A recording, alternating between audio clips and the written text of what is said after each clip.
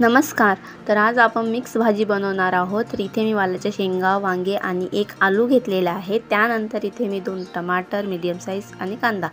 तर इथे मी तेल गरम करायला ठेवलेला आहे. त्यामध्ये जिरा टाकला, कांदा टाकला. कांद्याला मस्त लालसर होऊ द्यायचा आहे. त्यानंतर त्याला चमचीनं परतत राहायचं. तर कांदा आपला लालसर झालेला आहे. त्यानंतर यामध्ये टमाटर टाकायचं आहे. टमाटरला पण छान परतून घ्यायचं. त्यावर एक प्लेट झाकून ठेवायची. थोड्या वेळाने प्लेट काढून घ्यायची आहे. तर टमाटर इथे आपले गललेले आहे. त्यानंतर इथे मी चमचीनं पुन्हा परतून घेत आहे आणि तिखट, मीठ, हळद टाकत आहे. तर तिखट इथे मी 1.5 चम्मच, मीठ 1 चम्मच घेतलेला आहे आणि हळद ही अर्धी चम्मच घेतलेली आहे. हे सर्व मिक्स करून घ्यायचं. त्यानंतर इथे वालाच्या शेंगा आणि वांगे हे टाकून घ्यायचं आहे.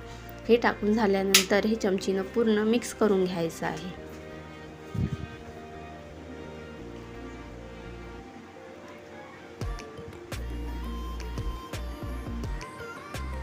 तर असं चमचीनं मिक्स करून घ्यायचं आहे. त्यावर एक प्लेट झाकून ठेवायची आणि गॅसची आच कमी ठेवायची.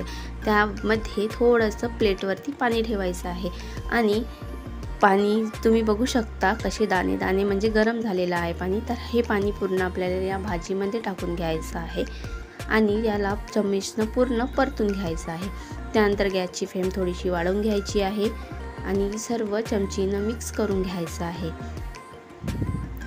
त्यानंतर पुन्हा प्लेट झाकून ठेवायची. थोड्या वेळाने प्लेट काढून घ्यायची आहे. तर त्यामधलं पूर्ण पाणी हे आटलेलं आहे. आपली ही भाजी शिजलेली आहे. तर यामध्ये थोडं अजून भाजी शिजण्यासाठी मी अर्धा गिलास पाणी टाकत आहे. तर हे सर्व मिक्स करून घ्यायचं. त्यावरती एक प्लेट झाकून ठेवायची आणि कमी आचमध्ये त्याला शिजू द्यायचं.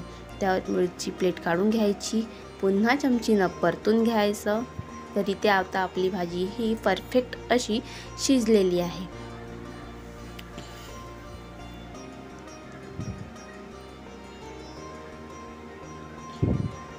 त्यानंतर इथे भरपूर प्रमाणात कोथिंबीर टाकायची आहे आणि कोथिंबीर यामध्ये संपूर्ण मिक्स करून घ्यायची.